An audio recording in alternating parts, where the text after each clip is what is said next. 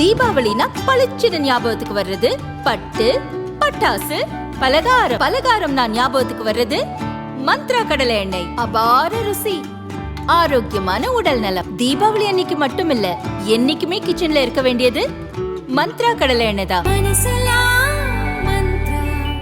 ஆச்சி பாயாசம் mix, ஒன்று வாங்கினால் ஒன்று இலவசம். வணக்கம். செய்தி சுருக்கம். வேளாண் துறை மேம்பாட்டிற்கு 35,000 கோடி ரூபாய் திட்டம் துவக்கம். விவசாயிகள் வருமானம் பெருக்க மத்திய அரசு நடவடிக்கை. டெல்லியில் உள்ள இந்திய வேளாண் ஆராய்ச்சி நிறுவனத்தில் நடந்த நிகழ்ச்சியில் 35,440 கோடி ரூபாய் மதிப்பில் விவசாயிகள் நலன் சார்ந்த 2 முக்கிய வேளாண் திட்டங்களை பிரதமர் மோடி துவங்கி வைத்தார். 24,000 கோடி ரூபாய் மதிப்பில் துவங்கப்பட்டுள்ள தனதானிய கிருஷி யோஜனா திட்டத்தின் கீழ் வேளாண் பொருள் உற்பத்தியை அதிகரிக்கவும், விளைபொருட்களை சேமிப்பதற்கான கிடங்குகள் உருவாக்கவும், நீர்ப்பாசன திட்டங்களுக்கும் குறுகிய கால நீண்டகால பயிர்களுக்கான கடன் வழங்கவும் நடவடிக்கை மேற்கொள்ளப்படும். பருப்பு உற்பத்தியில் சுயசார்பு நிலையை அடையவும், பருப்பு உற்பத்தியை பெருக்கி அவற்றிற்கான சேமிப்பு கிடங்குகளை உருவாக்கவும் 11,440 கோடி ரூபாய் மதிப்பில் திட்டம் செயல்படுத்தப்படும். நிகழ்ச்சியில் விவசாயிகளுடன் உரையாடிய பிரதமர் மோடி, வேளாண் தொழிலில் விவசாயிகள் சந்திக்கும் சவால்கள், விவசாயத்துறையில் நவீன தொழில்நுட்பம் உள்ளிட்ட பல்வேறு விஷயங்கள் குறித்து பேசினார். ஜம்மு காஷ்மீர், கர்நாடகா, மத்திய பிரதேசம், அசாம் உள்ளிட்ட நாட்டின் பல்வேறு மாநிலங்களில் வேளாண் உற்பத்தி, கால்நடை விவசாயம் சார்ந்த பல்வேறு திட்டங்களை பிரதமர் மோடி துவக்கி வைத்தார். புதுச்சேரி, ஆந்திரா, உத்தரகாண்ட், ஒடிசா, நாகாலாந்து உள்ளிட்ட மாநிலங்களில் மீன்வள அதிகரிப்பு தொடர்பான திட்டங்களுக்கு அடிக்கல் நாட்டினார். நிகழ்ச்சியில் பிரதமர் மோடி பேசியதாவது: இன்று மிக முக்கியமான நாள். நாட்டில் புரட்சியை ஏற்படுத்திய பாரத ரத்னா ஜெயபிரகாஷ் நாராயண், பாரத ரத்னா நானாஜி தேஷ்முக் ஆகியோரின் பிறந்த நாள். இவர்கள் இருவரும் கிராமப்புற மக்களின் குரலாக எதிரொலிக்கின்றனர். நாட்டின் ஜனநாயகத்தை கட்டமைப்பதில் பங்காற்றியவர்கள். இன்று விவசாயிகள் நலன் சார்ந்த 2 திட்டங்கள் துவங்கி வைக்கப்பட்டுள்ளன. இத்திட்டங்களுக்காக மத்திய அரசு 35,000 கோடி ரூபாய் செலவிட உள்ளது. இதற்கு முந்தைய அரசுகள் விவசாயிகளையும் வேளாண் தொழிலையும் கண்டு கொள்ளவில்லை. இதனால் நாட்டின் வேளாண் உற்பத்தி துறை பலவீனமடைந்தது. 2014 வேளாண் துறையை வேறு கண்ணோட்டத்தில் பார்த்தோம். விதை துவங்கி வர்த்தகம் வரை வேளாண் துறையை மேம்படுத்த நடவடிக்கை எடுத்தோம். இதன் விளைவாக கடந்த 11 ஆண்டுகளில் நாட்டின் வேளாண் பொருள் உற்பத்தி பெருமளவு அதிகரித்துள்ளது. பால் உற்பத்தியில் உலகின் நம்பர் 1 நாடாக திகழ்கிறோம். மீன்வளம், தேன் உற்பத்தி போன்ற பல பொருட்களின் உற்பத்தி 2 மடங்கு உயர்ந்துள்ளது. விவசாயிகளுக்கு இழப்பீடு தொகையாக 2 லட்சம் கோடி ரூபாய் வழங்கப்பட்டுள்ளது. நாம் வளர்ச்சியடைந்த பாரதம் என்ற இலக்கை அடைய அனைத்து துறைகளிலும் சீர்திருத்தம் ஏற்படுத்தி வளர்ச்சி காண வேண்டியது அவசியம். நாடு சுதந்திரம் அடைந்து பல ஆண்டுகளுக்கு பிறகும் சாலைகளை கூட கண்ணில் காணாத கிராமங்களில் சாலைகள் அமைக்கப்பட்டு தேசிய நீரோடையில் இணைக்கப்பட்டுள்ளது. கிராமம் தோறும் மின் இணைப்பு வழங்கப்பட்டுள்ளதால் கிராமப்புற மக்களின் வாழ்க்கை தரம் உயர்ந்துள்ளது. விவசாயம் சார்ந்த 100 மாவட்டங்களை தேர்ந்தெடுத்து அவற்றை மேம்படுத்த நடவடிக்கை எடுக்கப்படும். நீர்ப்பாசன திட்டத்தை மேம்படுத்தவும், எண்ணெய், பருப்பு உற்பத்தியை அதிகரிக்க நடவடிக்கை எடுக்கப்படும். காங்கிரஸ் ஆட்சியில் உர மானியமாக 10 ஆண்டுகளில் 5 லட்சம் கோடி ரூபாய் மட்டுமே வழங்கப்பட்டது. ஆனால் தேஜ கூட்டணி ஆட்சியில் கடந்த 11 ஆண்டுகளில் 13 லட்சம் கோடி ரூபாய் உர மானியம் வழங்கப்பட்டுள்ளது. கிசான் சம்மான் நிதி உதவி திட்டத்தின் மூலம் விவசாயிகளின் வங்கிக் கணக்கில் அவர்களுக்கு சேர வேண்டிய நிதி நேரடியாக வரவு வைக்கப்படுகிறது. வேளாண் பொருள் உற்பத்தியில் இந்தியா சுயசார்பு நிலையை அடைய வேண்டும் என்ற இலக்குடன் இந்த அரசு பயணிக்கிறது என பிரதமர் மோடி பேசினார். किसानों की आय बढ़ाने के लिए हमारी सरकार पारंपरिक खेती से भी आगे विकल्प उन्हें दे रही है. इसलिए पशुपालन, मछली पालन, मधुमक्खी पालन भी उनके पर भी अतिरिक्त आय के लिए बल दिया जा रहा है. इससे छोटे किसानों को, भूमिहीन परिवारों को भी ताकत मिलती है और इसका फायदा देश के किसान उठा रहे हैं.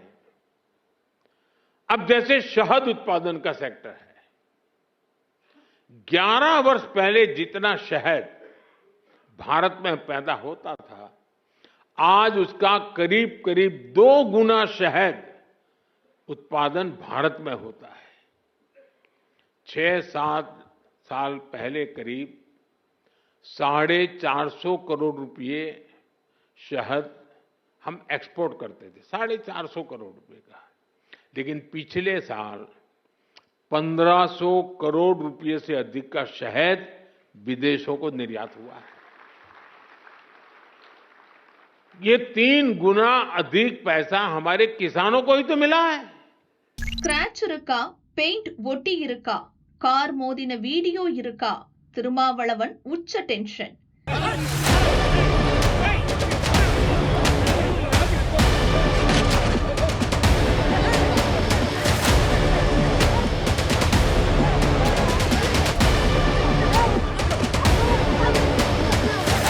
மைக்கின் மீது திருமாவளவன் கார் மோதியதுன்றாங்க. கார் மோதியதுங்கிறது என்ன செய்தி? அது அடிப்பத்தான் சொல்ல இவங்க 4 தட்டு தட்டினாங்க, அவ்வளோதான்.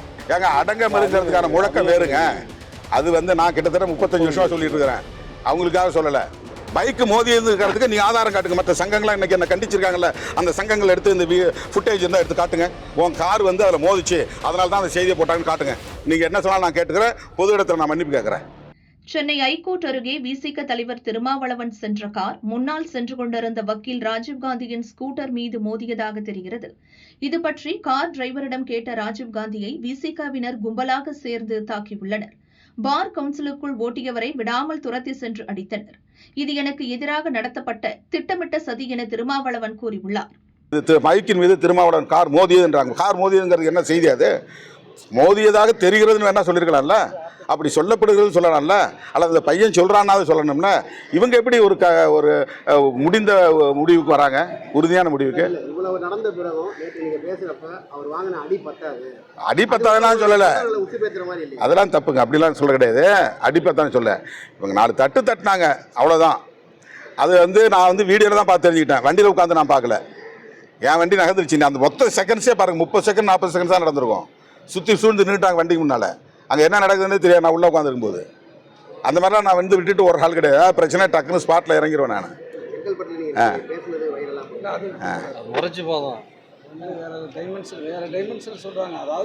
ஏங்க ஒரு கட்சி தலைவருடைய ஏங்க அடங்க மறுங்கிறதுக்கான முழக்கம் வேறுங்க. அது நான் கிட்டத்தட்ட 35 வருஷமா சொல்லிட்டு இருக்கிறேன், அவங்களுக்காக சொல்லலை. ஒடுக்கப்பட்ட மக்கள் அனைவரும் இது மாதிரி ஒடுங்கி கிடக்காதீங்க, கேஸ் போட்டானாக்கா பயப்படாதீங்க, யாராவது உங்களை மிரட்டினா பயப்படாதீங்கன்னு சொல்கிறதுங்கிறது அது ஒரு அரசியல் முழக்கம். அது யாரும் ஒரு குறிப்பிட்ட சாதிக்கு எதிரானது இல்லை, ஒரு சமூகத்துக்கு எதிரானது கிடையாது. அது உலகம் முழுக்க பொருந்தும், எந்த சமூகத்துக்காக இருந்தாலும் அது பொருந்தும். அது எதுவாக இருந்தால் நான் என்ன சொன்னேன்னா, அவங்க யாரும் திட்டமிட்டு அடிக்கல, அவன் முறைக்கிறான், திரும்ப முறைக்கிறான். எஸ்கார்ட் போலீஸ் சொல்கிறாங்கல்ல, தம்பி ஒதுங்குன்னு, ஒதுங்கி இருக்கலாம்ல. அதுக்கு அடுத்து இருக்கிற தம்பிங்கெல்லாம் ஒதுங்குன்னு சொல்கிறாங்களா, ஒதுங்கலாம்ல. அப்போ என்ன நோக்கம்? வண்டி மோதி கீழே வேலை, இல்லை வண்டி மோதி ஒரு ஏதாவது ஸ்க்ராட்ச் இருக்கா காட்டுங்க, ஒரு டெஸ்ட் எடுங்க. இந்த வண்டி அந்த வண்டி மோதுனுங்கிறதுக்கு ஏதாவது பெயிண்ட் ஒட்டியிருக்கோம்ல. எந்த இன்வெஸ்டிகேஷனும் நடக்காத போது வண்டி மோதிதுன்னு ஏன் சொல்லணும்? அப்போ ஒரு சமூக பதற்றத்தை உருவாக்குறதுக்கு முயற்சிக்கிறாங்கல்ல, அந்த டிவி மட்டும்தானே அதை செய்யுது. திரும்ப செய்கிறாங்களே. மறுபடியும் போய் ஒரே ஆள் போய் அவங்கள்ட்ட பேட்டி எடுக்கிறது, இவங்கள்ட்ட பேட்டி எடுக்கிறது, ஒரு 3-4 பேர்கிட்ட பேட்டி எடுத்து அவங்க சமூகத்தெல்லாம் பேரை சொல்லி திருமாவளவன் அடிக்க சொன்னாருன்னு பேட்டி வாங்கி போடுறாங்க. இது உண்மையா? அப்போ இதெல்லாம் நீங்கள் ஒத்துக்கிறீங்களா? இதுதான் அவங்க ஊடகாரமா? இது உண்மையை திரிக்கிறது தான் ஊடகாரமா? அது ஒரு நேர்மை வேண்டாமா ஊடகத்துக்கு? ஒன் சைடு எடுத்து செய்வாங்க, அவதூறு பரப்புவாங்க, வதந்தியை பரப்புவாங்க, சமூக பதற்றத்தை பரப்புவாங்க. அதையெல்லாம் ஊடக சங்கங்கள் அங்கீகரிக்குது. அப்போ நான் ஊடகவியலாளர் பக்கம் நிற்கிறவன் தான். ஊடகவியலாளருக்காக எத்தனை முறை நான் போய் களத்தில் நின்றுக்கிறேன். நான் என்றைக்கு நிற்பேன், இன்னைக்கு நிற்பேன், நாளைக்கு நிற்பேன். அது ஆனால் ஒன் சைடு எடுத்து வேலை செய்யக்கூடிய ஊடகங்களை நீங்கள் எப்படி அங்கீகரிக்கிறீங்க? பைக்கு மோதியதுங்கிறதுக்கு நீ ஆதாரம் காட்டுங்க. மற்ற சங்கங்கள்லாம் இன்னைக்கு என்ன கண்டிச்சிருக்காங்கல்ல, அந்த சங்கங்கள் எடுத்து இந்த ஃபுட்டேஜ் இருந்தால் எடுத்து காட்டுங்க.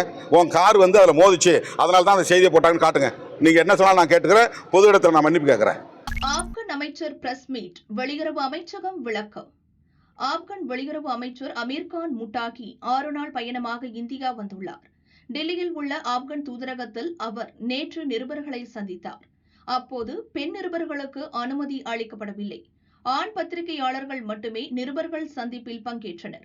பெண் பத்திரிகையாளர்களுக்கு அனுமதி மறுக்கப்பட்ட சம்பவம் கடும் விமர்சனத்திற்கு ஆளாகியது. ஆப்கனில் பெண்களுக்கு எதிராக பல கட்டுப்பாடுகள் விதிக்கப்பட்டு நடைமுறையில் உள்ளன. இங்கேயும் அப்படி கடைபிடிக்கப்பட்டதா என கேள்வி எழுந்தது. காங்கிரஸ் தலைவர் ராகுல், எம்பி பிரியங்கா, திரிணாமுல் எம்பி மஹுவா மொய்த்ரா உள்ளிட்டோர் கடும் கொந்தளிப்பை வெளிப்படுத்தினர். பிரதமர் இதுகுறித்து விளக்கம் அளிக்க வேண்டும் என காங்கிரஸ் எம்பி பிரியங்கா வலியுறுத்தினார். இந்த சூழலில் வெளியுறவு அமைச்சகம் இது தொடர்பாக விளக்கம் அளித்துள்ளது. ஆப்கன் வெளியுறவு அமைச்சர் பத்திரிகையாளர் சந்திப்பில் வெளியுறவு அமைச்சகத்திற்கு எந்த பங்கும் இல்லை. அந்த நிகழ்வு முழுக்க தூதரகத்தின் கட்டுப்பாட்டில் நடந்தது என மத்திய அரசு அதிகாரிகள் திட்டவட்டமாக தெரிவித்துள்ளனர்.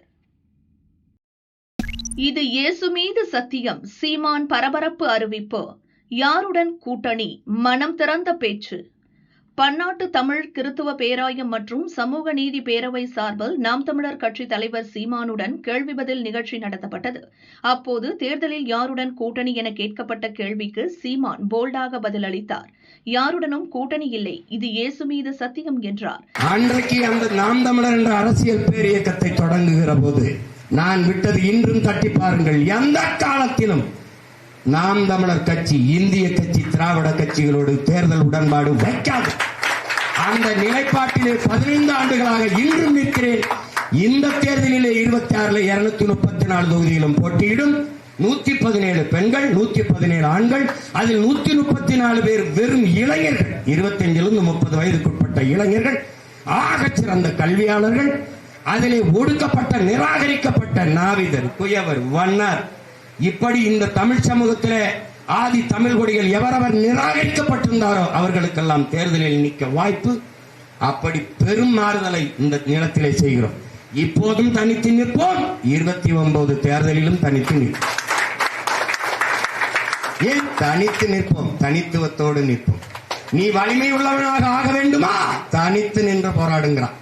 பிறர் தோல் மீது ஏறி நின்று நீ உயரமானவன் என்பதை காட்டுவதை விட தனித்து நின்று உண்மையான உயரத்தை காட்டுவதை மேலானதுங்கிறான். நாங்கள் ஆகப்பெரும் தத்துவத்தை தந்த தலைவனின் மக்கள் 20 நாடுகள் எதிர்த்து நின்ற போதும் துணிந்து போராடி விடுதலைக்காக நின்ற மறவர்களுடைய பிள்ளைகள். அதனால ஒண்ணும் கிடையாது. தோல்வியை கண்டு துவண்டு போற பிள்ளைகள் நாங்கள் கிடையாது. வெற்றியும் தோல்வியும் சம அளவிலே சமமாக மதிக்கக்கூடிய வீரர்கள் நாங்கள். எங்களுக்கு ரெண்டும் ஒண்ணுதான். அதனால எந்த காலத்திலேயும் தேர்தல் உடன்பாடு கிடையாது. அது ஒவ்வொரு தடவையும் நீங்க கேட்டே இருக்கீங்க, நான் ஒவ்வொரு தடவையும் பதில் சொல்லிட்டே இருக்கேன். அதனால இனிமேல் இறைமகன் இயேசு மேல் ஆணையா எவரோடும் கூட்டு கிடையாது. ஓட்டு பழக்கம் அவரோட சேர்வாரா இவரோட சேர்வாரா? இந்த நிலத்திலே மிகப்பெரிய கட்சி நாம் தமிழர் கட்சி தான். இந்த நிலத்தில 234 தொகுதியிலும் தொடர்ச்சியாக வேட்பாளரை நிறுத்தி போட்டியிடக்கூடிய ஒரே கட்சி நாம் தமிழர் கட்சி. அப்ப எது பெருசு? நாம் தமிழர் கட்சி தான் பெருசு. 7 நாட்கள் வெளுத்து வாங்கும் மழை. 23 மாவட்டத்திற்கு பரந்த எச்சரிக்கை. கனமழை டு மிக கனமழை. லிஸ்டில் எந்தெந்த ஊர்? தமிழகம் மற்றும் புதுச்சேரியில் கடந்த ஒரு வாரமாக பல இடங்களில் கனமழை பெய்து வருகிறது. இந்த மழை தொடரும் என்று சென்னை வானிலை மையம் அறிவித்துள்ளது. அதன் அறிக்கை: தெற்கு கடலோர ஆந்திரா மற்றும் அதனை ஒட்டிய பகுதிகள் மேல் ஒரு வளிமண்டல கீழடுக்கு சுழற்சி நிலவுகிறது. தென்கிழக்கு அரபிக்கடல் மற்றும் அதனை ஒட்டிய வடக்கு கேரள கடலோர பகுதிகள் மேல் இன்னொரு வளிமண்டல கீழடுக்கு சுழற்சி நிலவுகிறது. இதன் காரணமாக தமிழகம், புதுச்சேரி, காரைக்கால் பகுதிகளில் இடி, மின்னல் மற்றும் பலத்த காற்றுடன் கனமழை கொட்டி தீர்க்க வாய்ப்புள்ளது. இன்று நீலகிரி, தஞ்சாவூர், திருவாரூர், புதுக்கோட்டை மாவட்டங்களில் கனமழை முதல் மிக கனமழை பெய்யக்கூடும். இந்த பகுதிகளுக்கு ஆரஞ்ச் அலர்ட் விடுக்கப்பட்டுள்ளது. அதேபோல் கோவை, திருப்பூர், திருநெல்வேலி மாவட்ட மலைப்பகுதிகள், நாகப்பட்டினம், மயிலாடுதுறை, மதுரை, சிவகங்கை, திண்டுக்கல், கரூர், திருச்சி, சேலம், நாமக்கல், ஈரோடு, தென்காசி மாவட்டங்களில் இன்று கனமழை பெய்ய வாய்ப்புள்ளது. ஞாயிற்றுக்கிழமை கோவை, திருநெல்வேலி மாவட்ட மலைப்பகுதிகள், நீலகிரி, தேனி, தென்காசி, மதுரை, திண்டுக்கல், திருச்சி, சேலம், நாமக்கல் மாவட்டங்களிலும் கனமழை கொட்டி தீர்க்கும். திங்கட்கிழமை கோவை, திருப்பூர் மாவட்ட மலைப்பகுதிகள், நீலகிரி, ஈரோடு, தேனி, திண்டுக்கல், சேலம், நாமக்கல் மாவட்டங்களிலும், செவ்வாய்க்கிழமை கோவை, திருப்பூர் மாவட்ட மலைப்பகுதிகள், நீலகிரி, ஈரோடு மாவட்டங்களிலும், புதன்கிழமை திருநெல்வேலி மாவட்ட மலைப்பகுதி, தூத்துக்குடி, ராமநாதபுரம், விருதுநகர் மாவட்டங்களிலும் கனமழை பெய்யக்கூடும். வியாழக்கிழமை பொறுத்தவரை கோவை, திருநெல்வேலி மாவட்ட மலைப்பகுதிகள், கன்னியாகுமரி, தூத்துக்குடி, தென்காசி, விருதுநகர், மதுரை, ராமநாதபுரம், நீலகிரி, தேனி, திண்டுக்கல் மாவட்டங்களிலும், வெள்ளிக்கிழமை கோவை, திருப்பூர் மாவட்ட மலைப்பகுதிகள், நீலகிரி, ஈரோடு, தேனி, திண்டுக்கல், தென்காசி மாவட்டங்களிலும் கனமழை கொட்டி தீர்க்கும். சென்னையை பொறுத்தவரை அடுத்த 48 மணி நேரத்திற்கு வானம் ஓரளவு மேகமூட்டத்துடன் காணப்படும். ஓரிரு இடங்களில் இடி மின்னலுடன் மிதமான மழை பெய்ய வாய்ப்புள்ளது என்று வானிலை மையம் கூறியுள்ளது. பேராசிரியருக்கு மாணவர்கள் தர்ம அடி, மாணவிக்கு தொல்லை, நடந்தது என்ன?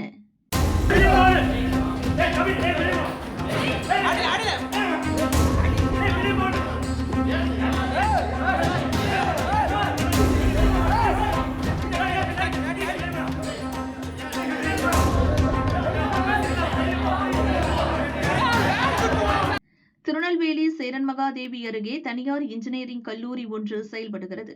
இங்கு மின்னணுவியல் துறை துணை பேராசிரியராக பணிபுரிந்தவர் சாமுவேல் ராஜ், வயது 37.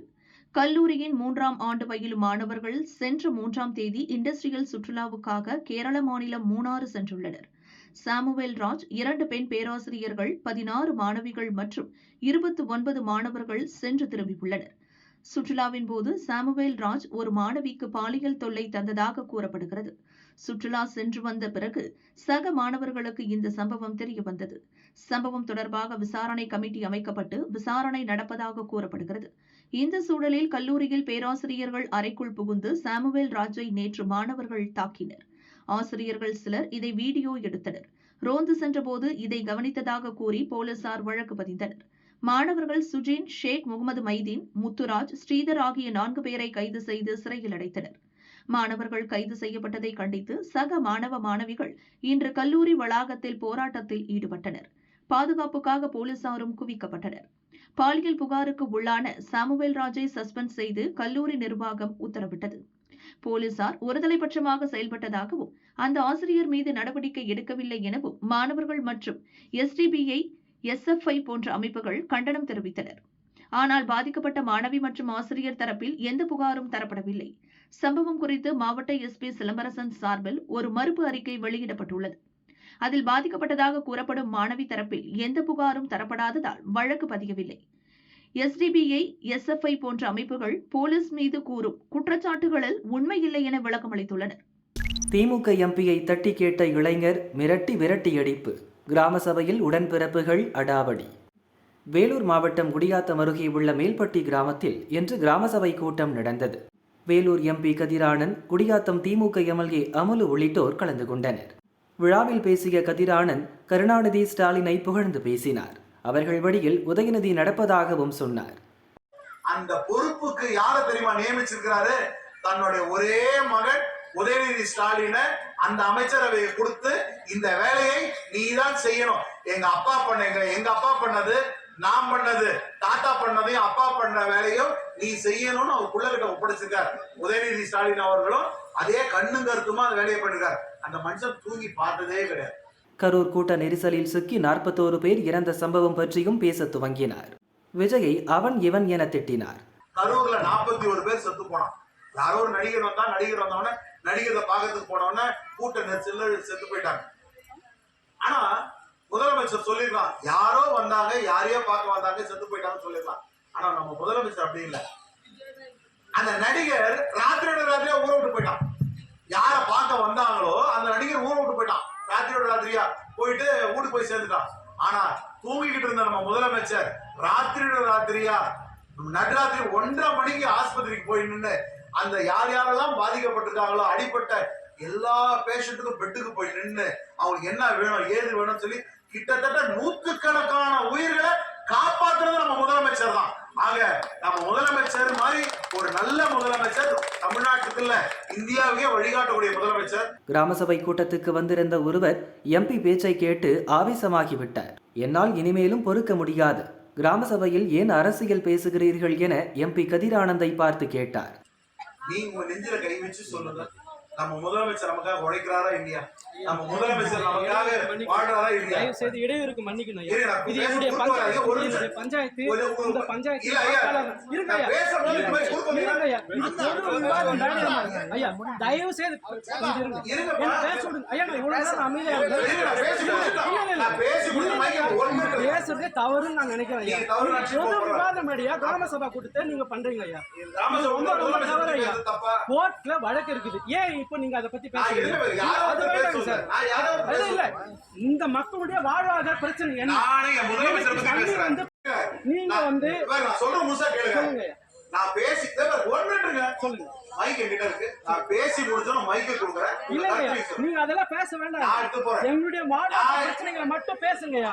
அதுதான் கிராம சபா கூட்டம். உங்க கட்சி மேடை இல்ல. இது கட்சி மேடை இல்ல. கை கட்டி நின்னு நான் முதலமைச்சர் பத்தி பேசுறேன். கட்சி மேடையா இது என்ன மேடை நீங்க சொல்லுங்க. உடனே MPயின் ஆதரவாளர்கள் பாய்ந்து சென்று அந்த நபரை மிரட்டி பார்த்தனர். அப்போதும் அந்த நபர் துணிச்சலாக பேசினார். ஊருக்கு நல்லது செய்வது பற்றி பேசாமல் ஏன் கண்டதை பேசுகிறீர்கள் என்றார். உடனே திமுகவினர் யோ கலாட்டா பண்ணாம போயா என திட்ட துவங்கியதால் பரபரப்பு ஏற்பட்டது.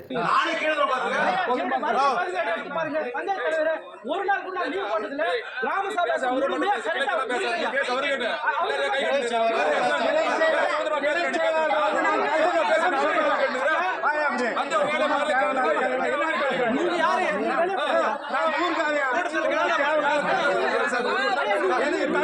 நான் கேட்கலாம் நீங்க பேசுங்க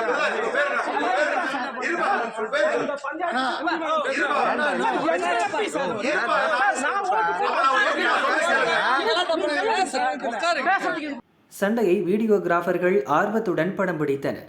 அவர்களை ஒன்றிய திமுக செயலாளர் ஜனார்த்தனம் மிரட்டுவது போல பார்த்து மேற்கொண்டு படம் எடுக்க விடாமல் செய்தார்.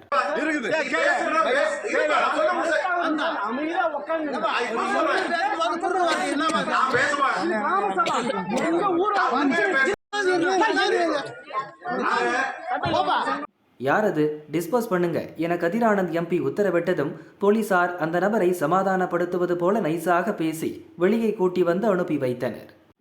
மக்களுக்கு ஒரு பிரச்சனைனா ஆட்சியில இருக்கிறவங்களும் செய்ய மாட்டாங்க, போலீஸும் செய்யாது, நாங்களே கேள்வி கேட்கலாம்னு பார்த்தா அதையும் செய்ய விட மாட்டீங்க என புலம்பியபடி அந்த நபர் சென்றார். ஒரு எம்பி